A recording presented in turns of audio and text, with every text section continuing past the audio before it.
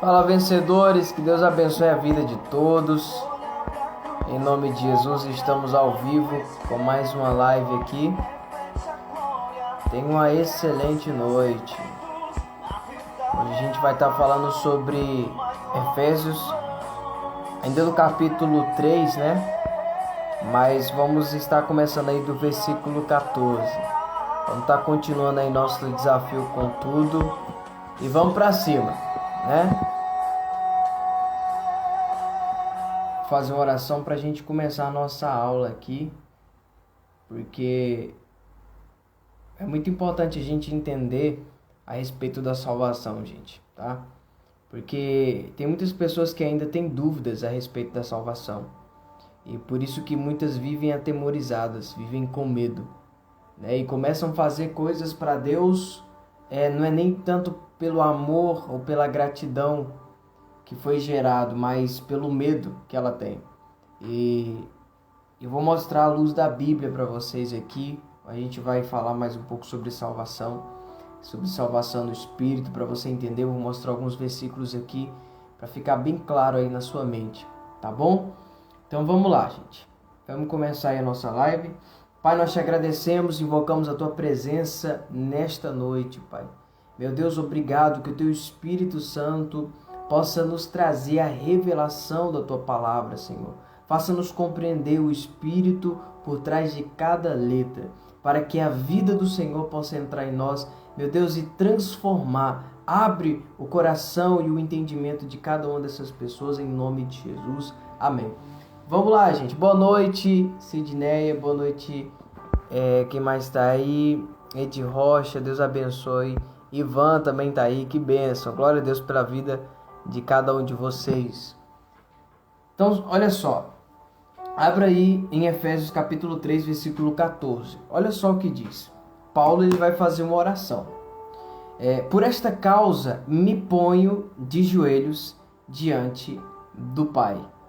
Qual é a causa? A missão que ele tinha, né? O propósito de Deus pelo qual ele estava inserido. Entenda que cada um de nós temos um propósito. Você tem um propósito. Deus tem um propósito na sua vida. Deus tem uma missão. Ele colocou um propósito em você. É por isso que ele libera dons à igreja. De repente você fala, mas eu acho que eu não tenho um dom. Eu acho que Deus não tem nada para mim. Não tem nenhum propósito. Não, ele tem sim. E você tem dons. Inclusive, uma pessoa que crê em Cristo, ela já recebe um dom. Qual é o dom? O primeiro dom que ela recebe é o dom da salvação e da justificação, perdão dos pecados, né? Então você tem dom sim. E os dons que serão acrescentados na sua vida serão de acordo com o propósito pelo qual Deus te chamou. Entendeu? Os dons, eles estão aqui, gente. Deus, ele concede, o Espírito Santo concede a cada um de nós. Uns têm dons de revelação, outros de profecia, outros de milagres, outros de discernir espíritos e por aí vai. São vários os dons, mas o Espírito é um só, tá? E ele distribui e dá esses dons para quem ele quer. Ou seja, é a vontade do Espírito. Então, quando você busca com sinceridade, com amor, os dons, com zelo, os dons, os melhores dons, o Espírito Santo te dá. E o apóstolo Paulo ele vai começar a fazer uma oração pelo propósito dele, que é levar o evangelho para os gentios. Por esta causa me ponho de joelho diante do Pai, de quem toma o nome toda a família, tanto no céu como sobre a terra, para que segundo a riqueza da sua glória vos conceda que sejais fortalecidos, olha só, fortalecidos com poder, mediante o seu Espírito, o Espírito de quem? De Deus, Espírito com E maiúsculo, Espírito de Deus, mediante o seu Espírito no homem interior. Então, da onde que vem a força e o poder de Deus em nós? Sabe aqueles momentos que a gente, tá para baixo, os momentos que a gente parece que não tem mais força para nada e de repente algo acontece. E o diabo ele olha para você e fala: de hoje essa pessoa não passa. É hoje que eu acabo com a vida dela. Mas de repente vem uma força, um poder em você. Deus ele te renova. Deus ele renova as suas forças. Sabe o que é isso? É o Espírito de Deus que habita dentro de você, que habita no seu homem interior, que habita no seu espírito. Quem é o homem interior que o apóstolo Paulo tanto fala? É o nosso espírito. Porque nós somos seres triunos, tripartidos, gente. Assim como Deus. Deus é espírito que tem 3 almas. Inclusive fala tem um versículo que fala da Trindade, né? Que o pessoal usa esse versículo para falar da Trindade de Deus, Pai, Filho e Espírito Santo.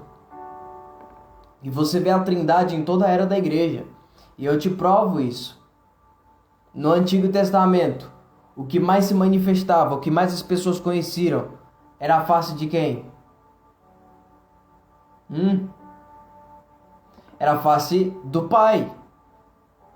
No Novo Testamento, o que se mais conhecia, o que se mais fala? De Jesus, do Filho. E nos dias de hoje, 2000 anos depois, nos dias de hoje, sobre o Espírito Santo. O que as igrejas pedem hoje? O Espírito Santo, ser batizado no Espírito Santo. Você está entendendo? É a Trindade agindo nessas eras. Lembrando que tem 3 eras do propósito de Deus. A era de Adão. Eu estou no capítulo 3 do versículo 16. Lembra que existem 3 eras do propósito de Deus. Para que servem essas 3 eras? Primeiro, para separar os que são de Deus e os que não são. Que era essa? Existe a era de Adão, conhecido como a era do pecado. Existe a era... deixa eu ver aqui para falar certinho. Existe a era da lei, né? A era de Moisés, que é conhecido como a era da lei. Existe a era de Cristo, conhecido como a era da graça. E você vê Deus se manifestando, a Trindade se manifestando nesses tempos. Então Deus é um Espírito, 3 em 1. E nós somos uma pessoa, nós somos uma alma vivente, que temos um corpo natural para interagir no mundo natural e um corpo espiritual para interagir no mundo espiritual. 1 Tessalonicenses 5:23. Fala que nós devemos manter irrepreensíveis na vida do Senhor Jesus nosso espírito, alma, e corpo.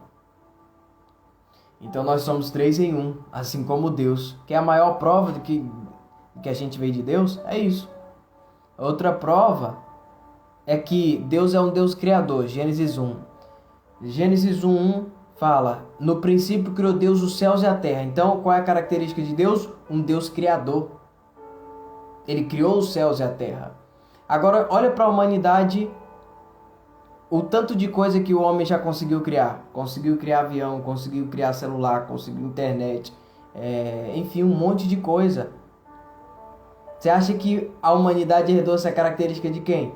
De Deus, porque assim como Deus é um Deus criador, os humanos têm a capacidade de criar também. Que são filhos de Deus, vieram de Deus. Pega a visão. E o poder de Deus, ele nos fortalece, porque o Espírito Santo está dentro de nós. Ele está onde? No nosso espírito. Ok?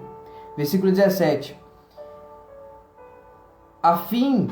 E assim habite Cristo no vosso coração pela fé, estando vós arraigados e alicerçados em amor. Ou seja, Cristo ele habita em nós pela fé. Porque a salvação ela é pela fé. A salvação é um dom gratuito de Deus. Ela é pela graça, tá, gente? Sei que tem muitas pessoas que confundem aí, né? Mas é pela graça. Não tem mérito nenhum nosso nisso. Foi Cristo quem pagou o preço. Foi Cristo quem sofreu. Ele nos comprou. A gente só tem que crer que Cristo veio em carne para nos salvar. Porque as nossas criações envolvem tanta angústia, não sei dizer, mas o homem sim cria coisas que pode salvar e ajudar, mas cria muita coisa ruim também. Isso é verdade. Isso é verdade, mano. Cria muita coisa ruim, né? Mas as pessoas têm os filhos de Deus e os filhos do diabo, né? Mas todos são criaturas de Deus. Ok? Então vamos lá em Romanos 5, 9. Romanos capítulo 5, versículo 9. Vamos ver isso aqui, gente. Olha só um tanto que é forte. Aqui, Romanos 5, 9 vai falar sobre salvação, tá? Sobre a justificação pela fé e paz com Deus. Romanos capítulo 5 diz o seguinte: justificados, pois, mediante a fé. Como que eu sou justificado? O que é ser justificado? É ser inocentado. Não precisa mais condenar essa pessoa. Ou seja, eu não preciso culpar ela mais.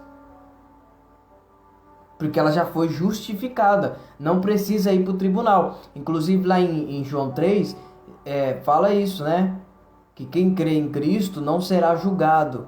Mas é porque tem vários tribunais. Tem o tribunal do grande trono branco, que é do grande juízo final. Esse julgamento, o último juízo, vai ser para ser condenado. Não vai ter crente ali nesse tribunal. Então, quando você crê em Cristo, você já se livra desse tribunal da condenação. Porque você já foi justificado desse. Agora você vai passar só pelo tribunal de Cristo. Para saber se você vai ser recompensado pelas suas obras ou se você vai ser disciplinado por sua desobediência. Mas quem não crê, já está condenado. Quem, porém, crê, só tem que buscar o reino para receber galardão e recompensa. Tomar a cruz, né? Olha só o que diz aqui. Justificado, pois, mediante a fé, temos paz com Deus por meio de nosso Senhor Jesus Cristo. Ei, a paz você só vai encontrar por meio de Jesus Cristo. Por intermédio de quem obtivemos igualmente acesso. Ou seja, por meio de Cristo a gente teve acesso pela fé a esta graça a qual estamos firmes e gloriamo-nos na esperança da glória de Deus. Antes a gente não tinha acesso, agora nós temos por meio de Jesus, por meio do sacrifício dele. Não somente isso, mas também nos gloriamos nas próprias tribulações, sabendo que a tribulação produz perseverança, perseverança experiência, experiência esperança. Ora, a esperança não confunde, porque o amor de Deus é derramado em nosso coração pelo Espírito Santo, que nos faz outorgado. O amor de Deus é derramado por meio do Espírito Santo e ele habita em você. Porque Cristo, versículo 6, Romanos 5, 6. Porque Cristo, quando nós ainda éramos fracos, morreu a seu tempo pelos ímpios. Dificilmente alguém morreria por um justo, pois poderá ser que pelo bom alguém se anime a morrer. Mas Deus prova o seu próprio amor para conosco pelo fato de ter Cristo morrido por nós, sendo nós ainda pecadores. Versículo 9. Logo, muito mais, agora sendo justificados pelo que mesmo? Pelo meu comportamento, não é? Vê se a sua Bíblia está assim, pelo seu bom comportamento, porque você vai para a igreja. Tem nada a ver não, gente. Então, é importante você ir. Mas a Bíblia está falando outra coisa. Sendo justificado pelo sangue. Eu só sou justificado pelo sangue de Jesus, não é pelo meu bom comportamento. Não é quando Deus olha para mim e fala: nossa, que legal, ele está fazendo tudo certinho na igreja, vai ser justificado. Não, é pelo sangue de Jesus. Porque Jesus Cristo, ele sim é o Cordeiro perfeito de Deus que tira o pecado do mundo. Ele é o Cordeiro de Deus que tirou o nosso pecado do nosso espírito. E quem nele crê, quem crê nesse nome e confessar ele como Senhor, quem crê no seu coração e confessar que Deus o ressuscitou dentre os mortos, esse será salvo. Você quer ser salvo? É isso. Romanos 10 está lá, gente. É tão simples. Ok? Somos justificados pelo sangue. Olha só o que diz: seremos por ele salvos da ira. Nenhum cristão pode sofrer a ira de Deus, porque Cristo já te salvou dela.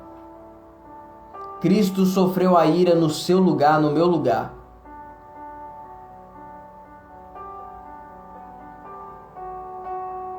Quando ele foi crucificado. Você está entendendo? Então nenhum cristão pode ser condenado. Uma pessoa que crê no nome de Jesus, ela já foi justificada. O que é justificada? Perdoada. Aí o que acontece? O Espírito Santo entra no espírito dela e faz morada. Então o teu espírito é perfeito, o teu corpo espiritual é perfeito, não peca. Tá limpo, tá salvo. Agora o que precisa ser salvo? A sua alma, o seu caráter, você precisa mudar. Por isso que a mensagem de Jesus muda. Aí ele já não fala mais para você crer, porque você já crê, então você foi salvo. Agora ele fala, tome a sua cruz, siga-me. Agora tá falando de reino, tá falando de galardão, tá falando de posição, tá falando de recompensa. É uma mensagem para quem abre mão da sua própria vontade. Agora sim inclui as obras. Porque agora eu me tornei filho, agora as obras vão ter valor. Porque enquanto eu não sou filho, tudo que eu faço para Deus não vale de nada. Mas agora que eu sou filho, tudo que eu faço para Ele vai com Cristo, vai purificado. Agora sim eu posso praticar boas obras de justiça para agradar a Deus, para ter galardão, para ter recompensa. Porque primeiro eu preciso me tornar filho. E depois eu me torno filho maduro. E é só o filho maduro que pode desfrutar da herança, que pode desfrutar dos galardão. Então, se você é um cristão espiritual, um cristão maduro, que tem, sabe, que tem buscado agradar a Deus, é isso que você vai ter, recompensa, coroa. Mas você tem que lutar até o final da sua vida. E não é fácil. A Bíblia diz que o reino é tomado à força, é por esforço. Entendeu? Então, por meio de Jesus nós somos salvos da ira. Porque nós somos reconciliados. Salvos por meio do sangue de Jesus. Ok? Então, se nós sendo ainda pecadores, Ele fez isso, o que Deus ele não está disposto a fazer por você hoje que você é filho? Tem tanta gente que pede muitas coisas para Deus. Agradece. Porque você é filho, já é seu. Tudo que você está pedindo já é seu. Pegou? De repente a pessoa pega, não, mas acho que Deus não quer me abençoar. Ele não quer te abençoar mesmo não, porque Ele já fez isso. Ele já te abençoou. Tem gente que pede aquilo que já é dela. Começa a agradecer para você ver. Começa a cumprir princípios para você ver. Começa a se posicionar como um filho de Deus. Começa a se posicionar pela fé para você ver. Por que Jesus fala assim? Tudo que você pedir em oração, crendo, recebereis. Por que Jesus falou isso? Porque ele sabia que tudo aquilo que você iria pedir a Deus não era impossível para Deus. Deus ele pode fazer infinitamente mais do que tudo aquilo que pedimos ou pensamos. E Cristo, sabendo que já é seu, que você é filho, ele falou, pode pedir, é só crer. Qual é o requisito? Ter fé. Acreditar. Você acredita que você vai receber? Então pronto. Vai chegar. Já é. Porque já é seu. Pega a visão. Em nome de Jesus. Vamos lá em 1 João 5. Como que a pessoa é nascida de Deus? Como que a pessoa é nascida de Deus no Espírito? Vou mostrar uma passagem aqui que talvez vai bugar a mente de muitas pessoas aí, mas você vai conseguir compreender. Vou explicar para você. 1 João capítulo 5. Vamos lá. Como que a pessoa ela nasce de Deus? Lembra que Jesus falou lá em João 3 que quem não nascer da água e do Espírito não pode entrar no reino de Deus. O que significa isso? Quem não for salvo, o que é nascido no Espírito? É ser salvo. Só tem uma forma de eu nascer no Espírito, nascer de novo. Não é pelo meu corpo. É no Espírito, quando eu creio. Pegou? E a minha alma, ela é transformada.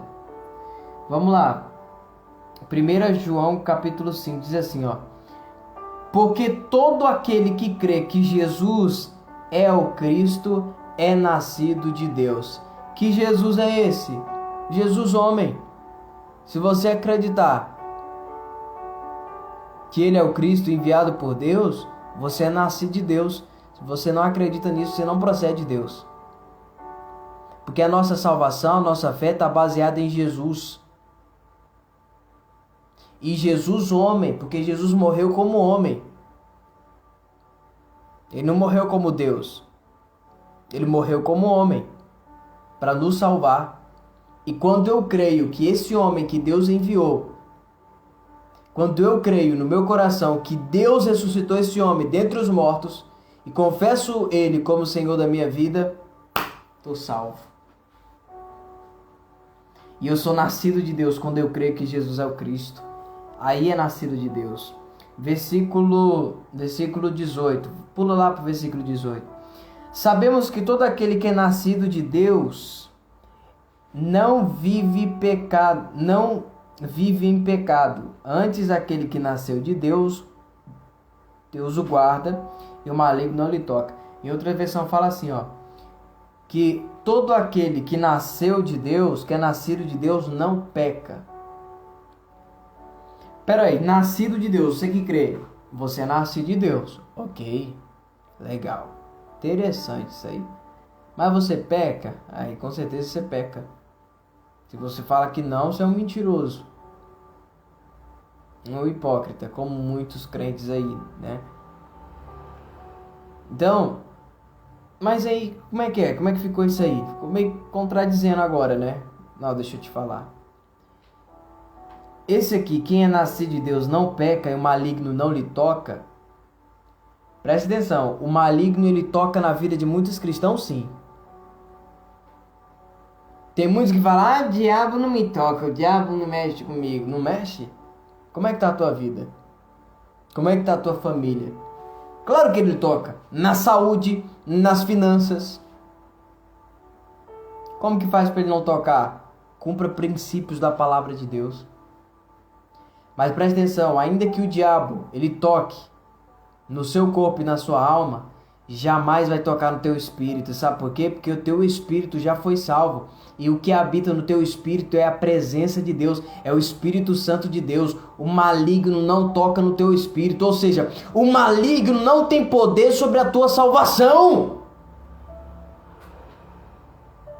Então por que ele tenta te atrapalhar? Ele não quer ver você reinando. Ele quer ver você como um derrotado. Esse não peca aqui não peca no espírito, porque o teu espírito é perfeito, porque é um com o Espírito de Deus. Quando você creu, você nasceu de novo no espírito, mas a tua alma tem pecado. Seu corpo é um corpo pecaminoso. E o diabo toca assim na saúde, no corpo de muitas pessoas, na alma de muitas pessoas, no emocional de muitas pessoas. Toca assim e na vida de muitos cristãos, até mesmo pastores. Mas o teu espírito não, porque o teu espírito é um com Deus, está guardado. Ok? Pega a visão aí.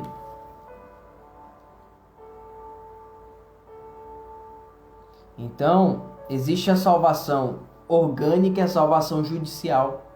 A salvação judicial é essa do espírito. Qual é o segundo passo? O livramento do inferno é apenas um ponto de partida, não é o ponto final da nossa fé não, gente. É apenas um ponto de partida, é apenas o começo. Tem gente que para por aí. A salvação judicial é essa, quando eu creio em Cristo e meu espírito é salvo. A salvação orgânica é quando eu tomo a minha cruz, nego a mim mesmo para fazer a vontade de Deus. O que isso vai gerar? Isso vai gerar mudança no teu caráter, porque você está matando a sua própria vontade para fazer a vontade de Deus, até você chegar naquele nível do apóstolo Paulo, já não vivo mais eu, mas Cristo vive em mim. Você agindo dessa forma, você vai ter recompensa, você vai ter galadão, você vai ter uma coroa te esperando. Deus vai te recompensar no reino. Agora o cristão que não toma a sua cruz, não está apto para reinar, porque o próprio Jesus falou, lá em Lucas 9:23, vamos lá, Lucas 9:23, porque eu falo e mostro na Bíblia aqui para você. Lucas capítulo 9, versículo 23, olha só o que diz aqui, Lucas capítulo 9, verso 23, diz assim, disse a todos, se alguém quer vir após mim, a si mesmo se negue, dia a dia. Tome a sua cruz e siga-me. A cruz fala de morte. O que significa isso? Eu tenho que matar a minha vontade todos os dias.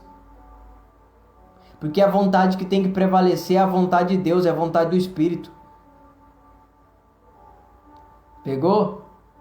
É aquela batalha que o apóstolo Paulo fala, da carne e do Espírito. Mas essa batalha da carne e do Espírito aí, é só quem tem o Espírito Santo. Quando você mata a vontade da sua carne, que prevalece é a do Espírito, é a vontade de Deus em você. Então a cruz fala de morte. Todos os dias eu tenho que morrer para as minhas próprias vontades. Mas tem muitos que não morrem. Ah, eu acho que é assim. Ah, eu acho que deveria ser assim. Não, você tem que morrer. Não é o que eu acho, não é a opinião de crente, é o que a Bíblia diz. Amém? Não é a Bíblia que precisa ser atualizada, é a pessoa que precisa atualizar a mente dela, para ver se ela entende alguma coisa. Então essa aqui é a salvação orgânica. Romanos 12. Vamos lá? Então aqui não está falando, gente, de graça. Porque a graça é quando eu creio. Então eu recebo a salvação, um dom de Deus. Recebo a salvação do Espírito. Agora está falando de você tomar a sua cruz. Agora é você que tem que se esforçar se você quer ter recompensa e galardão. Ok? Romanos 12 diz assim: Rogo-vos, pois, irmãos, pelas misericórdias de Deus, que apresenteis o vosso corpo por sacrifício vivo. Por que apresenteis o vosso corpo? Porque esse corpo que você tem não é seu, foi comprado lá na cruz, tá? Esse corpo é de Deus. Por isso que tem outra parte da Bíblia que fala que esse corpo é templo do Espírito Santo, porque foi comprado. Não é do diabo não, entendeu? Por isso que fala, apresenteis o vosso corpo por sacrifício vivo, santo e agradável a Deus, que é o vosso culto racional. Ou seja, não é para você pegar uma cruz e sair de joelhos, subir um monte pagando promessa, não.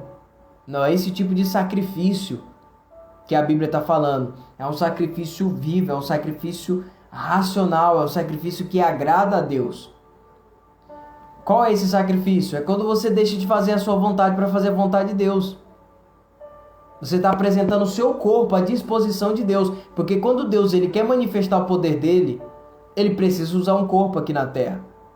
Você acha que ele vai usar quem? A igreja, que é o corpo dele aqui na terra. Meu Deus do céu, pega essa daí, crente! Quando Jesus quer fazer um milagre, ele é o cabeça. Ele vai usar quem? Ele vai usar o corpo. Quem é o corpo de Deus aqui na terra? É a igreja dele. Ele vai usar você.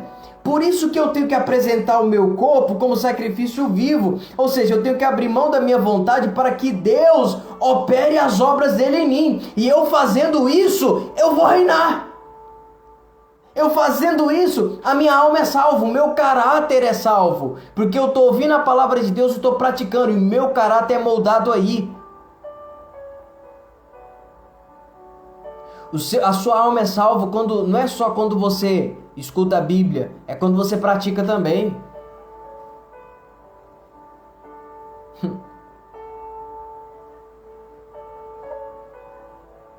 Eu vou usar um exemplo aqui, uma pessoa que não está acostumada a jogar bola, por exemplo.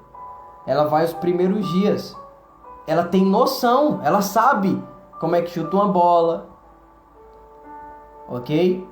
Ela tem uma certa noção de que tem que chutar no gol, de que se a bola passar para o outro lado da linha, sai. Então ela tem noção, mas ela nunca jogou futebol. Mas ela tem noção, ela já ouviu, ela já viu. O que acontece? Primeiro dia ela vai ser terrível essa pessoa. Não vai errar o chute. Porque não é só chutar, tem que saber chutar. E como que eu aprendo? Praticando todos os dias. Então a pessoa todos os dias ali no campo de futebol, ela está treinando, ela está chutando, ela tá melhorando o chute dela. Ela está chutando com mais força. A bola já não está indo mais torta, está indo mais em direção do gol. Conforme ela vai treinando, conforme ela vai praticando, o corpo dela vai se acostumando com aquilo. E de um perna de pau se torna um jogador profissional, com base de treino. Como que eu me torno vencedor? Praticando a palavra de Deus. Todos os dias, crente. Pelo amor de Deus, não é possível. Pegou essa daí? Meu Deus do céu. Eu usei um exemplo aqui. Não é possível que você não entendeu. Como que a minha alma é salva? Absorvendo a palavra de Deus e praticando. Não é só ouvindo, não. É praticando também. Porque quando eu pratico, eu estou formando um caráter. Esse é o meu caráter. Quando eu perdoo as pessoas, eu estou praticando a palavra de Deus. E isso vai se tornando o meu caráter. Eu vou aprendendo a perdoar. Quando eu mantenho uma vida de oração, esse é o meu caráter, uma vida de intimidade com Deus. Porque eu estou praticando a palavra de Deus. É praticando que você se torna alguém, que você se torna um vencedor. É praticando que uma pessoa, um jogador amador, é praticando que ele se torna um profissional. Assim somos nós, somos salvos só no Espírito. Agora, como que eu faço para reinar, para agradar a Deus, para ser um vencedor? Aí eu tenho que praticar a palavra de Deus, tomar a cruz. Agora já não é mais graça, gente. Quando Jesus fala de cruz, que eu tenho que tomar a cruz, que eu tenho que me esforçar agora, ele não está falando de graça. Porque a graça é aquilo que eu não mereço, ele me deu. Senão não é graça. Você está entendendo? Então a tua alma é salva aí. Não basta ser salvo. Tem que reinar. Como que eu reino? Meu espírito sendo salvo, primeiro passo. E a minha alma sendo salva. Como que a minha alma é salva? Por meio da palavra, eu praticando ela, abrindo mão da minha própria vontade. É assim que a minha alma é salva. Como que o meu espírito é salvo? Crendo. Crendo em quem? Em Cristo. Amém? Em Jesus Cristo. Vamos voltar lá para Efésios. Estão pegando aí, gente? Efésios, versículo 17 ainda. E assim habite Cristo no vosso coração pela fé, estando vós arraigados, alicerçados em amor. A fim de poderdes compreender com todos os santos qual é a largura e o comprimento e a altura e a profundidade. E conhecer o amor de Cristo, que excede todo entendimento, para que sejais tomados de toda a plenitude de Deus. O amor de Cristo por nós excede todo entendimento. Gente, como entender um amor desse? O amor de Cristo excede o entendimento. Ele salva um ladrão que estava na cruz. Como é que você vai entender um amor desse? O cara que passou a vida toda praticando aquilo que é mal, no último momento da vida dele, Jesus leva ele para o paraíso. Aquilo dali significa graça. Aquilo dali significa o amor de Deus manifestado. Ele merecia? Ele não merecia. Mas Cristo manifestou o amor dele. E o amor que excede todo entendimento. Ou seja, quem tem entendimento não compreende. Porque o amor de Deus excede. As pessoas olham, mas como é que pode? Como é que Cristo perdoou um cara desse? Pois é o amor que excede todo entendimento. O amor que vai além das nossas expectativas. É o amor que vai além. É o amor que é maior do que os nossos pecados. É um amor que é sobrenatural, gente. Pegou aí? Pegou a visão? E o que é conhecer a largura, a profundidade? É porque Cristo, ele preencheu todas as coisas. Ele desceu do céu, habitou na terra. Inclusive ele desceu nas regiões baixas da terra também.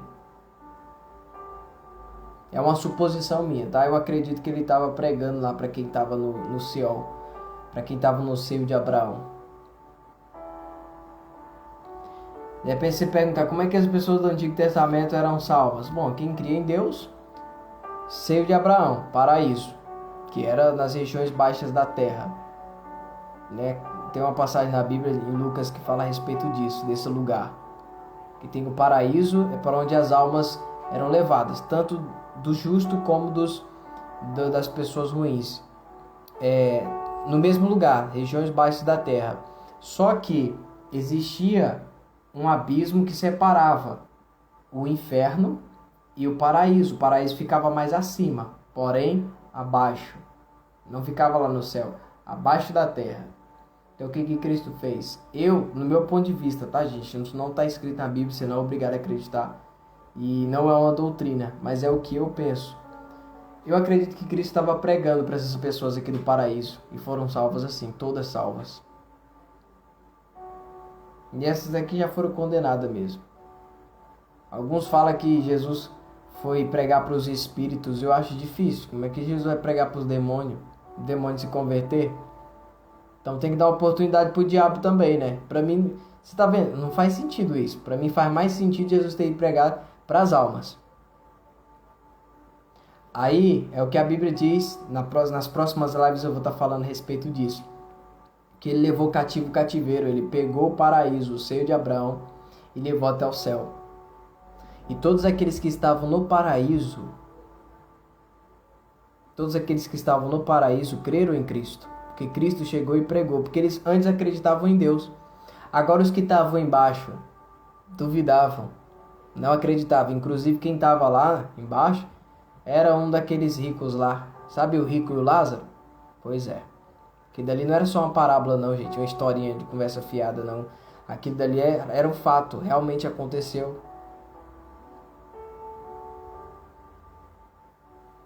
Pegou aí? Jesus pegou o seio de Abraão, o paraíso, e colocou debaixo do trono de Deus. Está lá em Apocalipse isso. Colocou debaixo do trono de Deus. E o que ficou nas regiões baixas da terra, no mundo dos mortos? Apenas um abismo que estava separando, que é o abismo de anjos caídos, e o inferno. Mais à frente a gente vai estar falando sobre isso. Então o amor de Cristo ele excede todo entendimento, tá? Vamos lá. Versículo 20. Ora, aquele que é poderoso para fazer infinitamente mais do que tudo aquilo que pedimos ou pensamos, conforme o seu poder que opera em nós. A ele seja a glória na igreja e em Cristo Jesus por todas as gerações, para todos sempre. Amém. Gente, isso aqui era a oração que o apóstolo Paulo estava fazendo pela igreja, pela causa, pelo propósito dele, de levar o evangelho para os gentios, para a gente, que antes éramos gentios, agora nos tornamos filhos, porque cremos em Cristo.